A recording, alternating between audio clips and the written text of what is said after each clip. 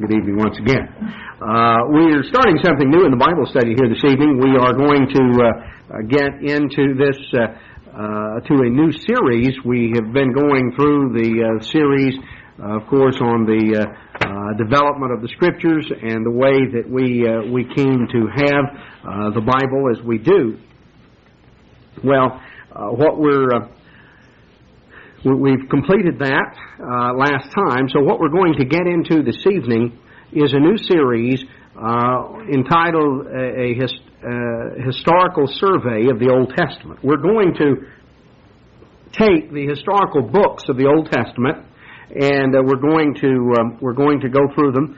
We're going to approach it in some way sort of like a college class. As far as, an Old Testament survey type class, we're going to go through a number of things. I'm going to give you some background material this evening, and then at the end of the Bible study, I have some questions to pass out. Now, what we're going to do with those is you will know in advance what chapters we're going to be covering the next Bible study, and I have sort of a study guide to pass out that you can go through, read the chapters, and focus in on these points there in terms of the study guide, and then the next Bible study we will go through that section, and since you will have read it, we will not have to go through word for word, but we can focus in on the important areas, on explanations and a deeper understanding on some of this.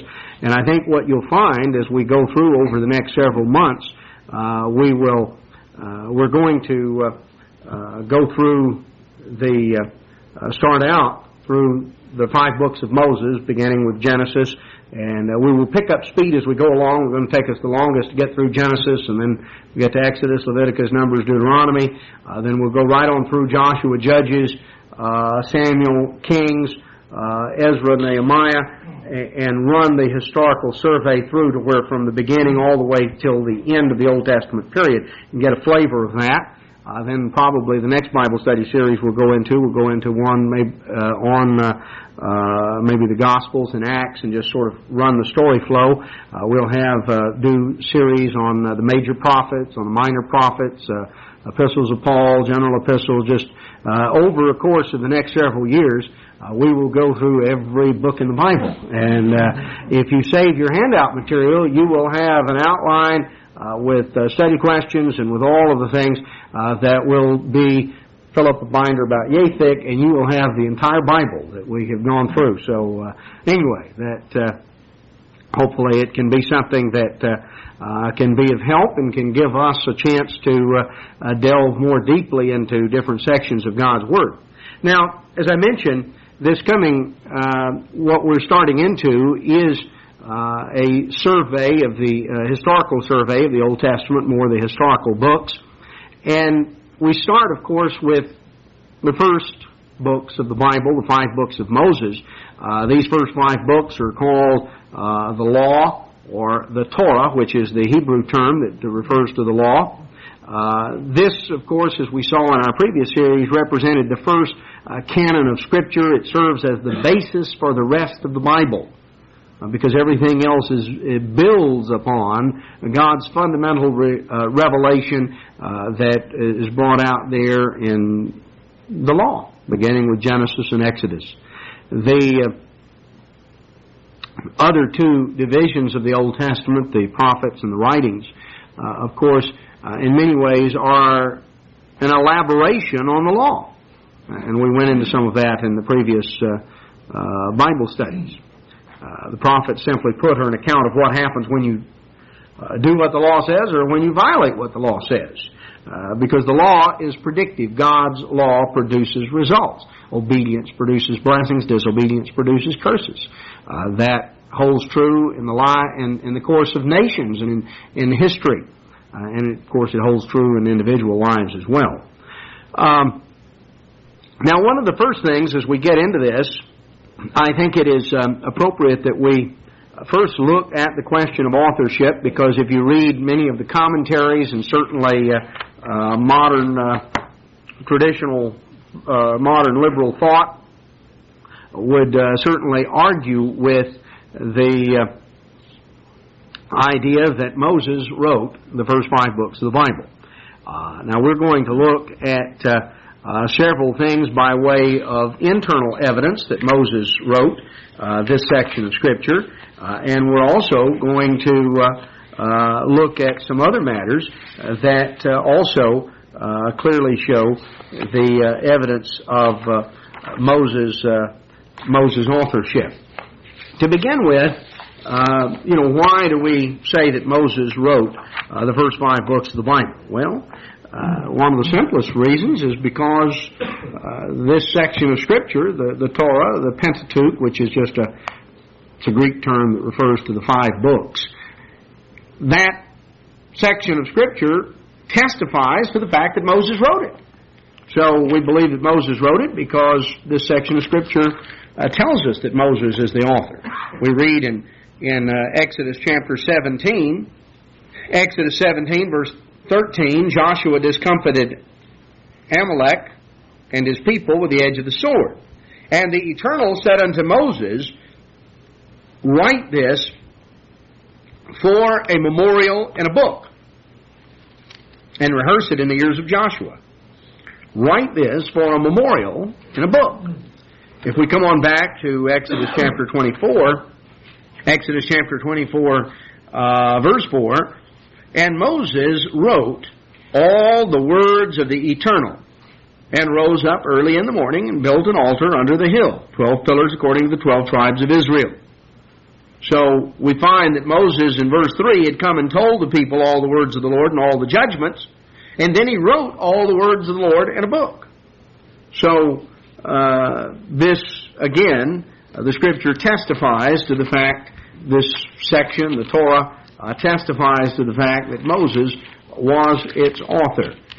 In Numbers chapter 33, same point, Numbers 33, verse 1, these are the journeys of the children of Israel which went forth out of the land of Egypt with their armies under the hand of Moses and Aaron. And Moses wrote their goings out according to their journeys by the commandment of the Lord.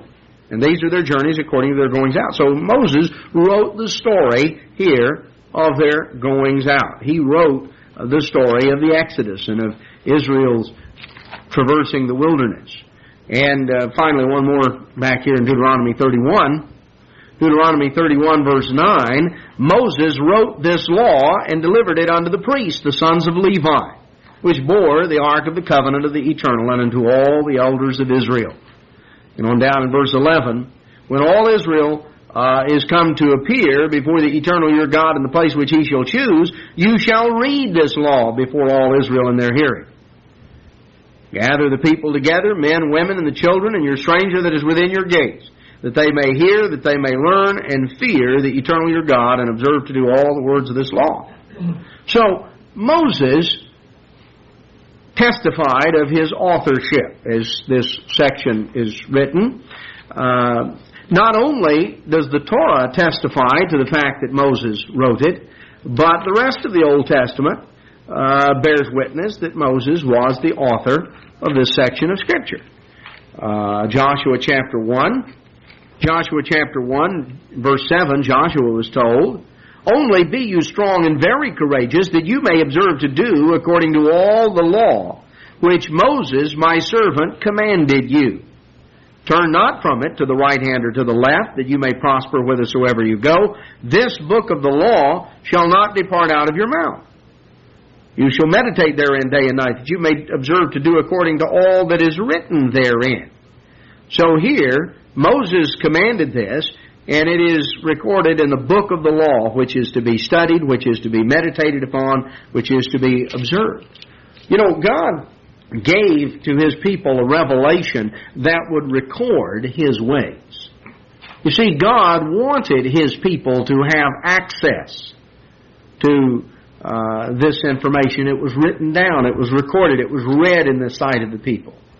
You know, if you look at many of the pagan religions, they were based on the concept of mystery, where so much was held back from the people in terms of the real significance. They went through a lot of outward rituals and motions, but in terms of really understanding the whole thing. God gave His revelation inspired it to be written down in a way that people would have access to it.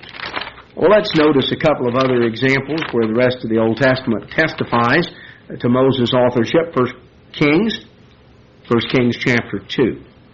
Verse 1, Now the days of David drew near that he should die, and he charged Solomon his son, saying, I go the way of all the earth.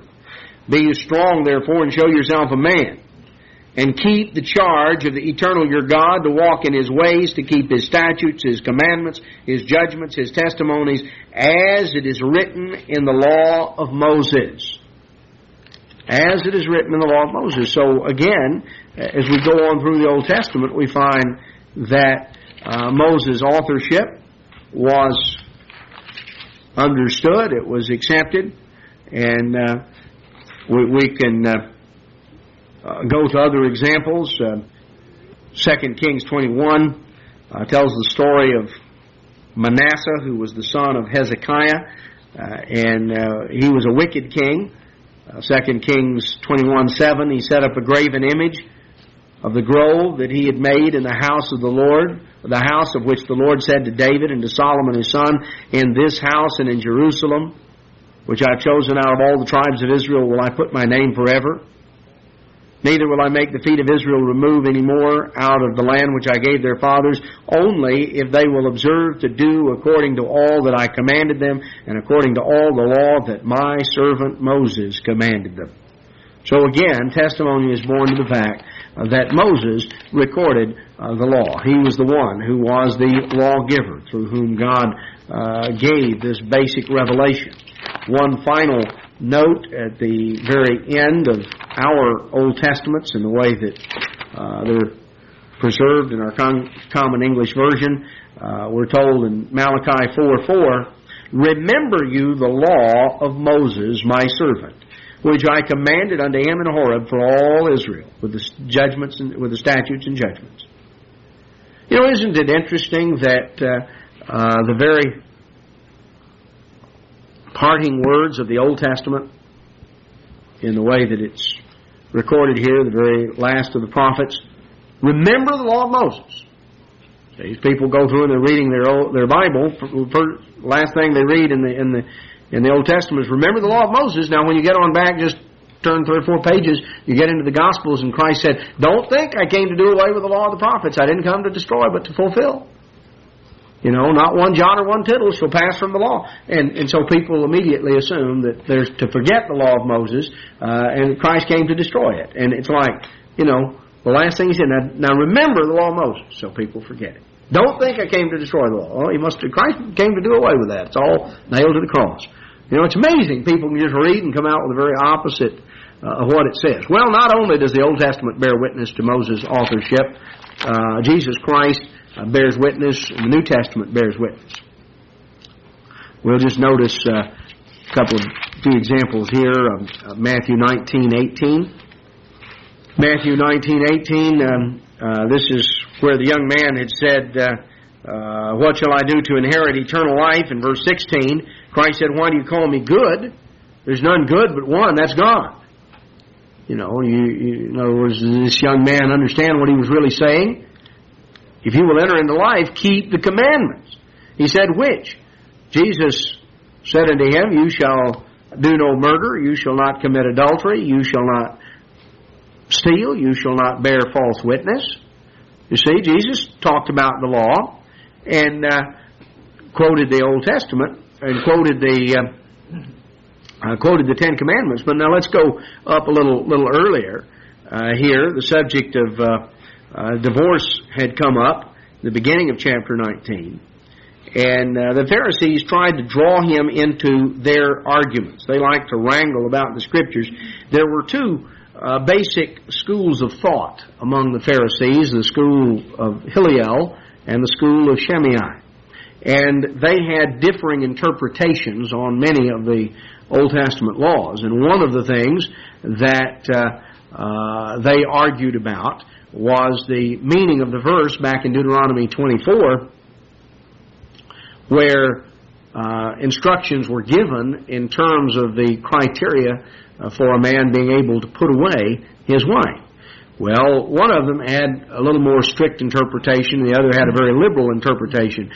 The term in the Hebrew, sometimes people think, well, if they just knew the original language, everything would be clear. Well, these folks were arguing in Hebrew. They were arguing about the Hebrew, and they were arguing in Hebrew. So the term back in Deuteronomy 24, it refers to a matter of uncleanness. And that's sort of a vague expression in English. It was just as vague in Hebrew. So some of them who were very liberal tended to interpret it as basically anything you didn't like.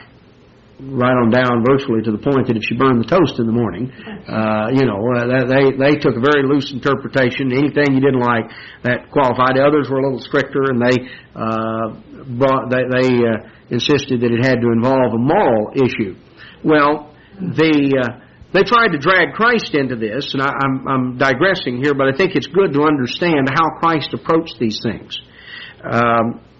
They said, we pick it up here, chapter 19, verse 3, the Pharisees also came unto him, tempting him, saying unto him, is it lawful for a man to put away his wife for every cause?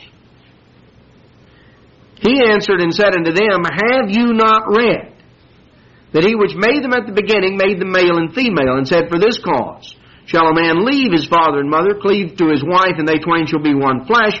Wherefore they are no more twain, but one flesh. What therefore God has joined together, let not man put asunder. They said unto him, verse 7, why did Moses then command to give a writing of divorcement and to put her away? And he said unto them, Moses, because of the hardness of your hearts, allowed you to put away your wives, but from the beginning it was not so. Now, they were arguing about the meaning of the law, and they were arguing about this verse in Deuteronomy 24. Christ, who could have clarified, he was the one who inspired it, he could have clarified the technical point of exactly the proper meaning of that term and what it meant in that context. He chose, rather than arguing with them about Deuteronomy 24, to go back and to take the spirit of the law, the basic principle, what is God after?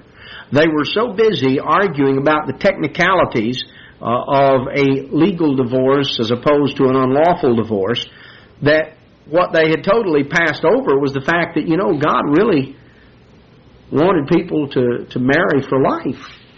And the Pharisees, for all of their strictness in certain areas, managed to carve out many exceptions for themselves and other things.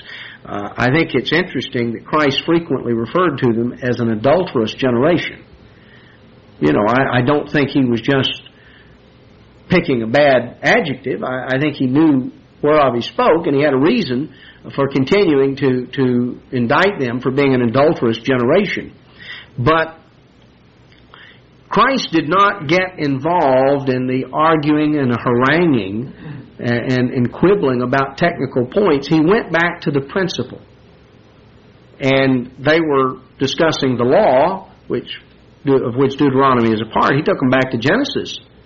God's first basic revelation on the subject. What is God after? What does God really want? And I think that gives us a principle as we study the Scriptures, and sometimes we can get bogged down on a technical point and trying to get all the technicalities figured out. Sometimes what we need to do is back off, step back, look at the clear, plain revelation of what is God after, and use that as the basis then of understanding the other. I'm not going to get off into all the things on divorce and remarriage. Christ is basically discussing the issue for which there are other cases that are talked about in the Scriptures. Paul discusses in 1 Corinthians 7 where an unbelieving mate departs, is not pleased to dwell. Christ is discussing here in Matthew 19 the reason for which someone might put away, might take the initiative in putting away their mate. And that is really the issue under discussion, not the the full exhaustive thing of every detail, because there are other scriptures elsewhere that bear on it. But what's under discussion here, has to do with taking the initiative and putting someone away. And the Pharisees spent their time arguing about the technicalities of the proper way to do that. And Christ said, rather than be straining at a gnat for exactly the proper way of doing that, what you ought to look at is what God really wanted and what He desired in terms of marriage. But it's very clear that both Christ and the Pharisees, verses 7 and 8, understood that Moses is the one who had written these things. Let's look just a couple of other places. Luke 16. This is the account of Lazarus and this parable that Christ is telling. And again, in the parable, the rich man had said, send Lazarus back to warn my father's house. And verse 29, Abraham said unto him, they have Moses and the prophets. Let them hear them. You see, again, Moses and the prophets. The fact that Moses was the author of the law. That's also testified in the book of John. In John 5:46, Christ said, in John 5:45, Christ said, don't think I will accuse you to the Father. There's one that accuses you, even Moses, in whom you trust. If you had believed Moses, you would have believed me, for he wrote of me. See, Christ said Moses wrote of me. Again, showing that Moses was the one, in John 7:19. He said, did not Moses give you the law? Yet none of you keeps the law. So, over and over, we find these examples that the Scriptures testify to the fact that Moses wrote the first 5 books. Now, in addition to the testimony of Scripture, there is the internal evidence of the books. Historical details, geographical details, technical word uses, legal customs, quite a number of things that are there. Now, we might look at a couple of these examples that serve to bring that out.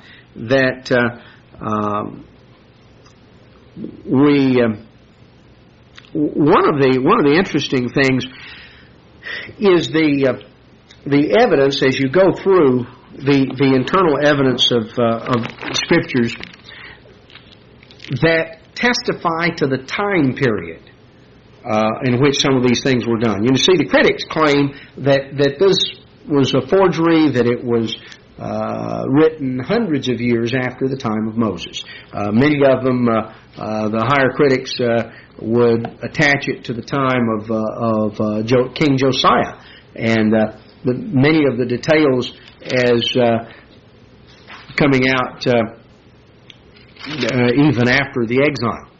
Well, there's some interesting internal evidence in this regard. We find that one of the things that is preserved in here, and this is something that's able to correlate because of some archaeological discoveries, there is a period of almost 2,000 years for which the exact price of slaves is known in the Middle East. That can be documented. They didn't, just like in our day, things sell for different prices at different times. And if you were trying to forge a document claiming that it was written several hundred years ago, and you started quoting prices, you would tend to get in trouble. It's amazing the correlation of things you wouldn't necessarily think in terms of price relationships. I came across an old document that several years ago I actually copied at the local courthouse that represented a succession on the property of my great-grandfather, who died when my grandfather was about a 2-year-old little boy. This was back in 1891. And the thing that was interesting, because he had a number of children, some of whom were minor children, there had to be a succession, and they had to spell out and appraise the value of everything. Well, he was a farmer and he owned land. It's interesting, the value of land. He had some of his land was valued at $1 an acre. Well, you try to buy much. I think the most expensive land he had was maybe about $3.50 an acre. That was good cotton growing land. He had some unimproved land. It was only worth $1 an acre. But his mule was worth $100. It was interesting, as you look through there and you see prices. Well, if you were trying to do something like that today, how in the world would you have any idea as to that? When you look through here, for instance, in the book of Genesis, we read about where Joseph was sold into slavery, and we find in Genesis 37:28. Then there passed by Midianites, merchantmen, and they drew and lifted up Joseph out of the pit and sold Joseph to the Ishmaelites for 20 pieces of silver. And Joseph was brought into Egypt. Well, this is back, let's say, the period around, approximately 1800 BC. Well, as you come on forward, about 350 years, down to the events of the Exodus, and it goes through and it describes various things in terms of the law. This is in Exodus chapter 22, that it goes through and it gives the price of a servant here at this period of time. And as let's say Genesis, Exodus actually 21, that it brings out in Exodus 21:32 that 30 shekels of silver. This has to do with an owner of a servant being compensated, and the price here is valued at 30 shekels of silver. Well, see, the interesting thing is archaeology in the last few years shows that if you go back to, let's say, the 19th century BC, the 20 shekels of silver was the normal going price for a slave. If you come on down about 350, 400 years, they find that 30 shekels of silver was the going price. There are other examples we could go on through and see different figures are given elsewhere in the Scriptures. The thing is, they're all consistent with the time period in which they're supposed to be written. This is information that, in terms of the correlation from history, that wasn't even known of until, let's say, the last maybe 12, 15 years. There's no way in the world somebody forging a document like this hundreds of years after the fact could have gotten all of those technical facts right about pricing. Other examples have to do with contract law. If you go back and you read the account, for instance, in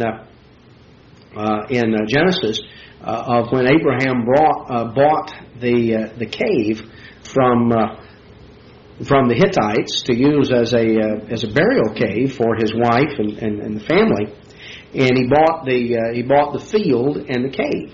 Now, again, the price and the details of the contract are spelled out in Genesis. What archaeologists have found in recent years is they have uncovered just commercial documents that would date to the general time of Abraham that describe exactly the same procedure and same sort of pricing. Which, again, those prices, land values, things of that sort, varied, very greatly over a period of centuries. Yet, when you go back to the account in Genesis, you find that what we find there was exactly what we would expect to find if this was the case. Now here, this is in Genesis 23. Sarah died, and Abraham went to the Hittites, and he wanted to buy, this is verse 9 of Genesis 23, the cave of Machpelah. And so he negotiated with the owner, Ephron, the the Hittite, and who offered initially even just to give it to him. And he said, Abraham said no, he didn't want to do that. And so, verse 14, Ephron answered Abraham, My Lord, hearken unto me. The land is worth 400 shekels of silver. But what's that between me and you? So, Abraham hearkened unto Ephron, verse 16, weighed unto him the silver, 400 shekels of silver, current money of the merchant. Now, and it goes through, and then it gives the land description. See, the field of Ephron, which was in Machpelah, which was before Mamre, the field, the cave that was therein, all the trees that were in the field and all the borders round about were made sure. And it goes through and it describes that and gives like a legal a description of the land, that it involved the cave, the field, and the trees there and the border all around, and it values that at 400 shekels of silver. So again, some of these things, there is internal historical evidence that clearly demonstrates that that the scriptures here were written at the time in which they claim to be written. Were an authentic occasion. Were an authentic record. Now, we might just notice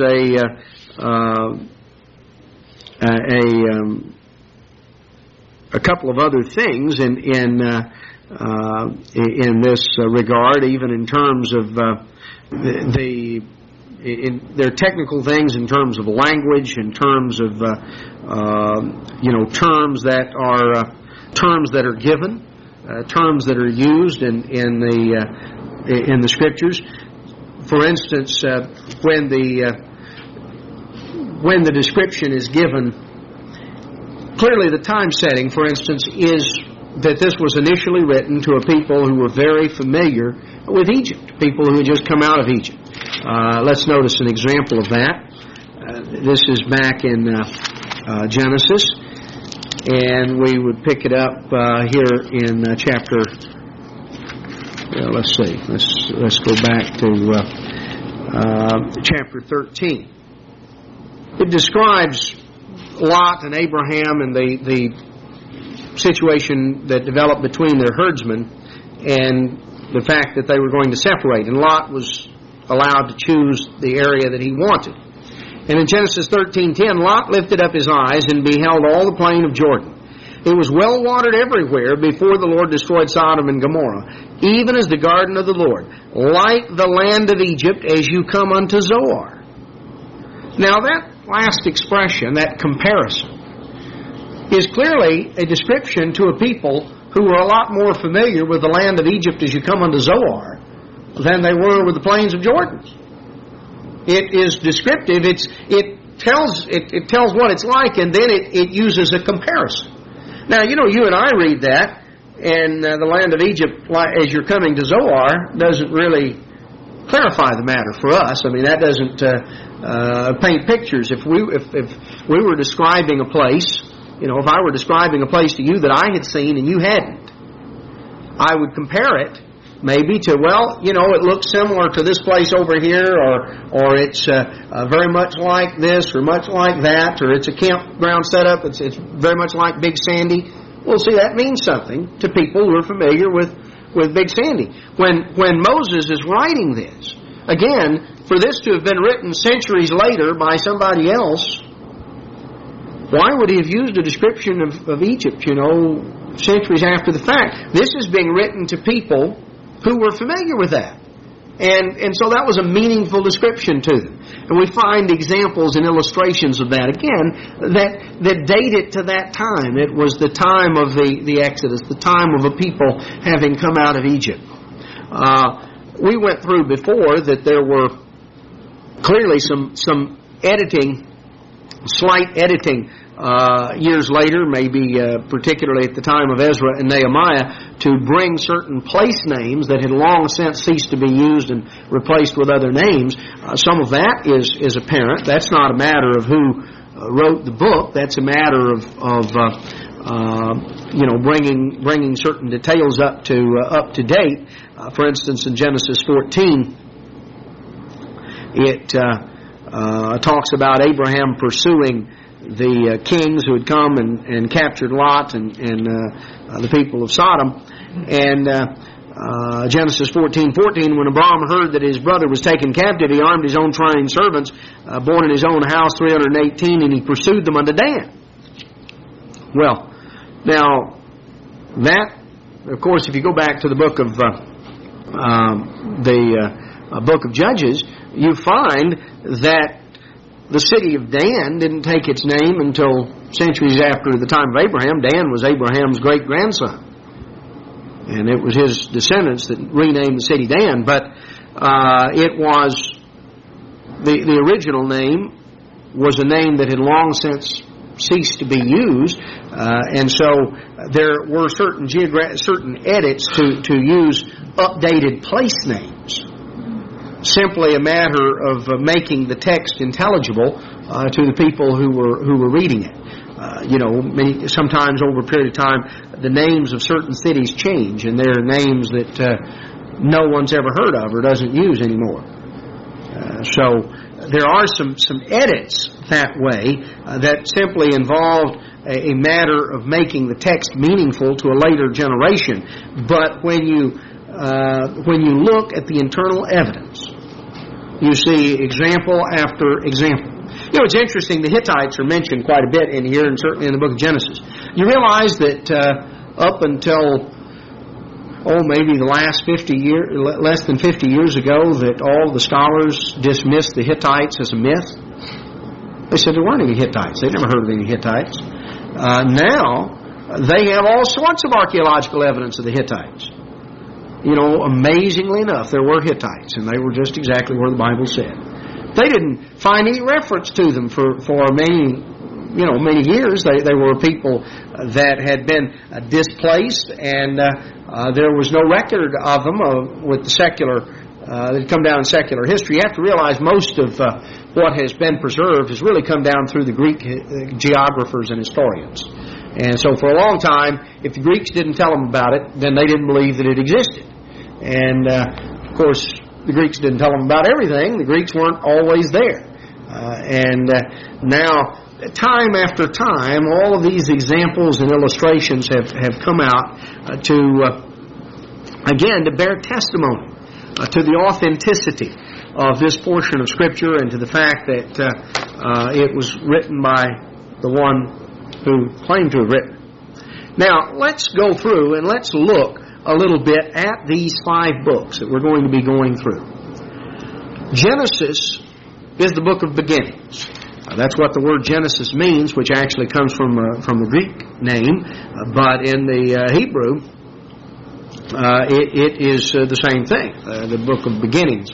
Barashit is the name of the book in Hebrew, which means the beginning. It says, in the beginning, God created the heavens and the earth. Well, that's the word for in the beginning. So, Genesis is the book of beginnings. It's the book of origins, and that's what it is. That's what it tells about. It tells the origin of the universe, the origin of the human race, the origin of just all of the significant things down through time. In fact, it's interesting how many times the firsts are mentioned in the book of Genesis. The book of Genesis certainly doesn't tell every murder that took place, but it talks about the first one. It tells you the story over and over. And so we have the story of the creation and the story of the flood, and we have the story of the call of Abraham, the establishment of God's covenant people. It's the book of beginnings. It tells the origin of the human family with its races and nations. When you go back there to the account of the flood, and then in the aftermath of that, Genesis 10 and 11, we have the origins of the nations, and it goes through and traces out, and it gives that information. The book of Genesis sets the stage for everything else that follows because it gives origins. Now, when you understand that God created the heavens and the earth, then when you come down to Genesis 12 and you find that God calls Abram, and he says, I have a land that I'm going to give you. Now, there were already some people living there, but as we're introduced to the fact that God's the creator, he made the heavens and the earth. He owns it all. He is called in Genesis 14 the Lord High God, the possessor of heaven and earth. God made it. God owns it. God can give it to whomsoever He will. You see, it's His prerogative to give the title deed to this person or that person because God owns it. Now, if we're not introduced to that in the beginning of Genesis, if we're not introduced to creation and to the call of Abraham, then if you just started the story later on, by what right is all of this done? Well, God gives us the origin. You know, when you come to Exodus and you read about the Ten Commandments, that's predicated upon the fact that God created not only the universe, but He created man in His own image and breathed into him the breath of life, and man became a living soul, a living creature. So, therefore, God has the right to govern that creation. He commanded the man right from the beginning. So, Genesis is the book of beginnings. And there are remarkable correlations between Genesis and Revelation. It really, Genesis opens with the creation. In the beginning, God created the heavens and the earth. Revelation concludes with God, I saw a new heavens and a new earth. The first heavens and the first earth were passed away. You start with the creation of the heavens and the earth. You end with the creation of the new heavens and the new earth. You open with paradise. You close with paradise, the city coming down from God out of heaven. You see the tree of life at the beginning in the third chapter of Genesis, second and third chapter of Genesis. You get to the end of Revelation. What do you see? You have the tree of life, and you have the river flowing through the midst, and on and on and on you go. This correlation that is there. Genesis is the story of beginnings. Now it's interesting. Moses was inspired by God to write this book of Genesis as well as the other books. But it's interesting that God evidently had inspired to be preserved various documents that had come down and had come into the possession of Moses, that had been preserved through the family of Abraham. References are made that we might note. There are 10 books quoted in the 10 books or works quoted in the book of Genesis. Genesis 2, verse 4, after the account of the 7 days of creation, Genesis 2, verse 4 says, "These are the generations of the heaven and of the earth when they were created, in the day that the Lord God made the earth and the heavens." As you come on down a little bit further to chapter 4, or chapter 5, rather, verse 1, "This is the book of the generations of Adam." Then it starts going through describing this genealogy of the family of Adam on up until the flood. Well, this is the book of the generations of Adam. Later on down in Genesis 6, verse 9, "These are the generations of Noah," or the book of the generations of Noah. And then it goes through and begins to give details about Noah's life. When you come on down to Genesis 10, "Now these are the generations of the sons of Noah, Shem, Ham, and Japheth, and unto them generations of Terah." And it describes then Terah, who was the father of Abraham, Nahor, and Haran, and gives details about that. You could go on through and read about the book of the generations of Ishmael, the book of the generations of Isaac, the book of the generations of Esau, the book of the generations of Jacob. There are references to this section, and then it'll give genealogical information, things that were preserved, documents that undoubtedly were preserved, that came down through the family of Abraham, that Moses had available to him, as well as, of course, the fact that Moses was directly inspired of God. God spoke to Moses face to face, as a man deals with his friend, we're told. So Genesis is the book of beginnings, and it sets the stage for everything else. That's why we're going to take longer to go through the book of Genesis. We want to go through it in detail to really understand properly the things that are brought out, because it sets the stage. The whole rest of the Bible builds on information to which we're first introduced in the book of Genesis. It's the book of beginnings. You know, if you come into a movie part way through, it's sort of hard to figure out what's going on. If you understand the beginnings, then you get the roots of everything else that exists. All the things that come on through. You know, it's the root of the conflicts that exist in the world right now. You go back to the book of Genesis and you read about the origins of it. You know, it's a remarkable book. The book of origins, the book of beginnings. The book of Exodus, the second book of the law, is the story of the Exodus, of the people that God brought out of Egypt. It deals with the beginning of Israel as the covenant nation. We have in the book of Exodus, we have all sorts of the first few chapters, the first 4 chapters, set the stage with the giving a historical review. You see, in the first chapter of Exodus, we pick up the story and we get the transition from where Genesis ends to the story of this great nation that now is existing in slavery in Egypt. So the stage is set, Moses is introduced, his background is given, the background of the oppression, and then we see God's intervention.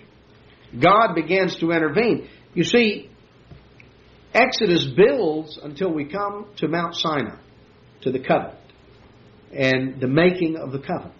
The portion of Exodus that exists prior to that sets the stage and leads up to Israel coming to Sinai to enter into a covenant with God that was to make them a royal priesthood. So we see the story of their enslavement. We see the story of God's intervention, of His judgment on their oppressors, and of His deliverance of the people from slavery, of how God freed them, of how He brought them out, how He liberated them from Egypt to bring them to Himself. And of course, we see that God does things for a reason. He brought them out of Egypt for a purpose. And that purpose, the culmination of it, comes there at Mount Sinai when God proposes a covenant and the people accept. That's sort of the peak there in Exodus, and then it begins to go downhill from there because we read what happened after the covenant was made. And we are introduced to the fact that Israel didn't keep the covenant. They didn't last 6 weeks. And so then we have the details of the ceremonial law that began to these instructions, because a Levitical priesthood and the ceremonies involved with the tabernacle and with all of these things where God might dwell among the people. And this is the story here in Exodus is the establishment of the covenant people and the establishment of the covenant, the breaking of the covenant, the giving then, or the establishment of a system, a means of divine service that would teach the people certain lessons. You see, Paul talked about the law serving as a schoolmaster. And when you understand the symbolism of the tabernacle and of all the things connected with it, which Paul comments on in the book of Hebrews, that these were based on a heavenly pattern, a heavenly reality. Moses was told, make all of this according to the pattern you were showed in the mount. God set the pattern. And that pattern was the basis of the physical furnishings. These things all pointed to certain spiritual things, and they pointed to the Messiah. The book of Exodus is the story of God bringing a people out of slavery and bringing them into a covenant relationship with Him. And then is their inability to keep the covenant. Oh, that there was such a heart in them that they would obey me. You see, here were a people that had a hard heart, a stony heart. And the need for the new covenant was demonstrated almost as early as the old one began. And so we have the ordinances of divine service, all of the ceremonies of the tabernacle and the Levitical administration that are brought out in the closing chapters of Exodus. The book of Leviticus picks up the story immediately after Exodus closes, and Exodus closes with the with erecting the tabernacle that had been constructed according to God's commands. And the book of Leviticus now is a book to the Levites. What it means, and it was written to the Levites. The Levites had been chosen out to serve God and to carry out certain functions. And what we find in the book of Leviticus, the whole theme of the book of Leviticus, as we will see in more detail when we go through it, the whole theme of the book of Leviticus is holiness. It has to do with what's expected, what is required of a holy people. And so we're introduced to a number of things in Exodus, or in Leviticus rather. One of the first things we're introduced to is, in order for the people to be holy, first there has to be a sacrifice to atone for sin. And so we start out with sacrifices. We proceed on to washings and cleansings to remove defilement. What we learn in terms of a people who are separated from the holy God is that first and foremost it's going to take a sacrifice to pay the penalty of sin, and then we have to be cleansed and washed. And then we go on through and we see various other aspects of holy relationships brought out in terms of the way that we're to interact with other people, of understanding God's holy plan. When we go through the book of Leviticus, we will see actually 7 aspects of the subject that is brought out. And there is an underlying theme that runs through that Israel is told over and over that they were to be a holy people. You shall be holy, for I am holy, God says. This is just notice an example in terms of the way it was brought out. We'll just pick it up in Leviticus 18, just to get the context. Leviticus 18:1. The Eternal spoke unto Moses, saying, Speak unto the children of Israel, and say unto them, I am the Eternal your God. After the doings of the land of Egypt, wherein you dwelt, shall you not do. After the doings of the land of Canaan, whither I bring you, shall you not do. Neither shall you walk in their ordinances. You shall do my judgments, keep my ordinances, walk therein. I am the Eternal, your God. You shall therefore keep my statutes, my judgments, which if a man do, he shall live in them. I am the Eternal. See, and when you come on down, it says down here in verse 30 of the same chapter, Therefore shall you keep my ordinances, that you commit not any one of these abominable customs which were committed before you, that you defile not yourselves therein. I am the Eternal your God. Chapter 19, verse 1. The Eternal spoke unto Moses, saying, Speak unto all the congregation of the children of Israel, and say unto them, You shall be holy, for I, the Eternal your God, am holy. This expression is repeated. The whole point is God is holy. And He told His people, look, you don't look back to Egypt. You don't get your customs. You don't get your attitude and your ideas of what's normal and what's acceptable from what you were used to in the land of Egypt. Now you're coming into the land of Canaan. Don't look around and see what they do and get your ideas of what's normal, of what's acceptable from the Canaanites. You don't look back to Egypt. You don't look to the Canaanites. You look to God. Because what's normal to God is quite a bit different than what's normal to the world around. And the whole point of all of this is that God is holy and we as His people are to be holy. So the book of Leviticus is about holiness. See, Genesis tells us about beginnings. Exodus tells us about the covenant, the establishment of a special relationship. Leviticus carries that theme on by emphasizing that those who have a special relationship with God must be a holy people unto our God. We must be different than the world around. We can't just blend in with the world. We're to be different. We're to stand out in a right way, in a positive way, because we reflect the values of God, not the values of Egypt and Canaan. So, Leviticus deals with holiness. And that is an important concept and one that has been greatly lost in terms of virtually any of the world's religions, Protestantism, Catholicism, the recognition or the understanding of holiness and what it means and what all is involved. And we'll go into that in great detail when we cover the book of Leviticus, and we'll notice many of these lessons. Now we come on to the book of Numbers, which is the book of the wanderings in the wilderness. Now we began to see the story of what happened to a people who were on their way from Egypt to the Promised Land. And we look at the church in the wilderness. We look at the things that beset the people of God and that resulted in the fact that so many who started the journey didn't complete it. And so Numbers, which takes its title, Numbers, from, of course, the census that opened the book.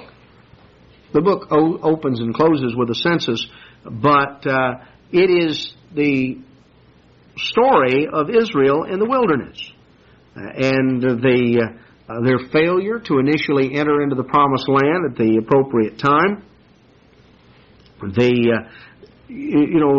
Numbers does not tell everything that went on through all the wandering in the wilderness. It focuses in on certain things. It focuses in on the rebellion of Korah. It focuses in on Balaam, gives us quite a bit about Balaam and his attempt that resulted in the enticement of Israel to prevent them from entering into the Promised Land. You see, there are two ways to subvert something. One is by frontal attack and assault, smashing it from without. The other is by corrupting it from within. And it is interesting, if you study the book of Numbers, you study the things that will befall the people of God as they journey from Egypt to the Promised Land. It is the story of the church in the wilderness. And we are right now in that comparable period. We are in the wilderness. We have left Egypt, but we haven't yet arrived in the Promised Land. The things that happened to Israel, the church in the wilderness, the Apostle Paul tells us in the New Testament, those things were written down for our admonition. They are examples to us. So the things that God recorded, particularly in Numbers, were recorded because they serve to illustrate timeless truths, problems, things that beset God's people and the ways that those things were dealt with, ways with which God was pleased and ways with which He wasn't pleased.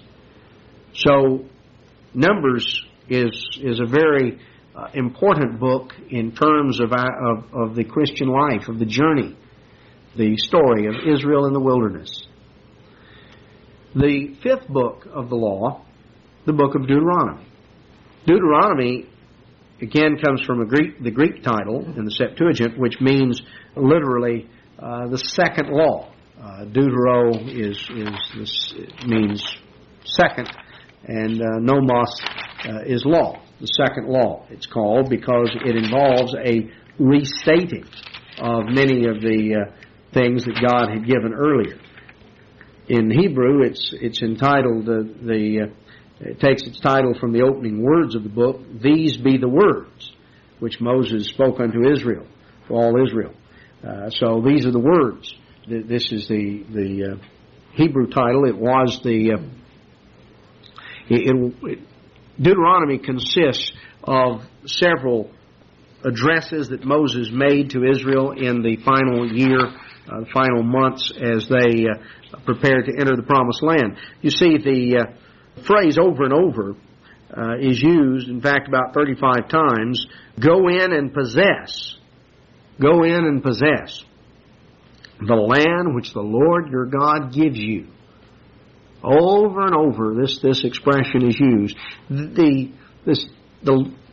book of Deuteronomy, the exhortations of Deuteronomy, are exhortations to a people who were on the verge of inheriting the promises. Now, the generation that had left Egypt had primarily died in the wilderness, and it was a new generation.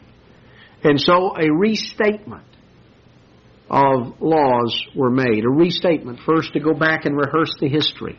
Go back and rehearse the covenant that God had made with the people at Mount Sinai. And then to go through and to explain God's commandments, a restatement of many of God's instructions, more details, things that particularly applied to the people who were now getting ready to go from being nomads in the desert to being settled dwellers in the land of promise. And so there were more instructions and things given that were intended for them to set that stage. We have the blessings and the curses that are recorded here. The story of the completion of the text of the Torah, its deliverance to the priests to be laid up beside the ark. The parting exhortations and comments that Moses gave to the people that he had led for 40 years. A restatement, a exhortation to a people who were on the verge of inheriting the promises. What was it that they needed to have on their mind? What did they need to understand as they stood on the brink of inheriting the promises that God had made? And therefore there's a direct correlation to us as we stand on the brink of entering into the promised land. There are things that we need to reflect on. And the book of Deuteronomy contains an awful lot of that. It sets the stage. It gives an approach to a people who have gone through their time in the wilderness and are now on the verge of entering the promised land.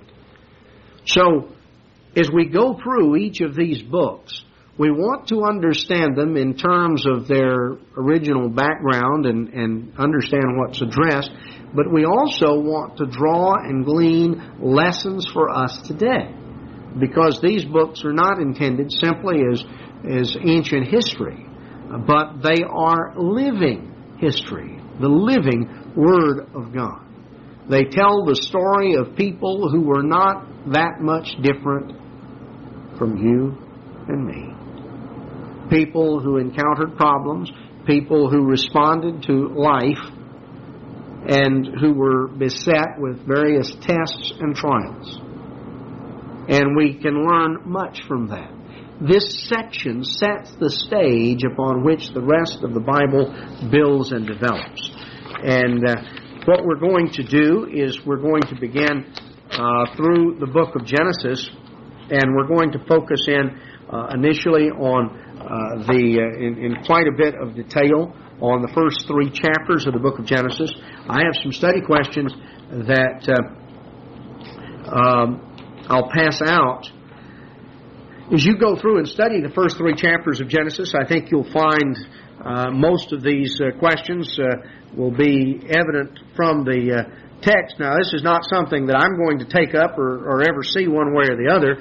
You can go through and use them as a study guide for the first 3 chapters of Genesis, and then when we have the next Bible study, I will go through the first 3 chapters of Genesis. We'll make comments on this, and you can add to whatever notes you have already made and save this up, and we'll have something comparable on each section as we go through it that you'll have to accumulate as a record that will, I think, give you information on this portion. So we're going to start out pretty slowly because there's an awful lot of detailed information that we want to understand, and once we get past Genesis, we'll begin to pick up speed a little bit. But anyway, with that, we'll be concluded this evening. I look forward to seeing you on the Sabbath.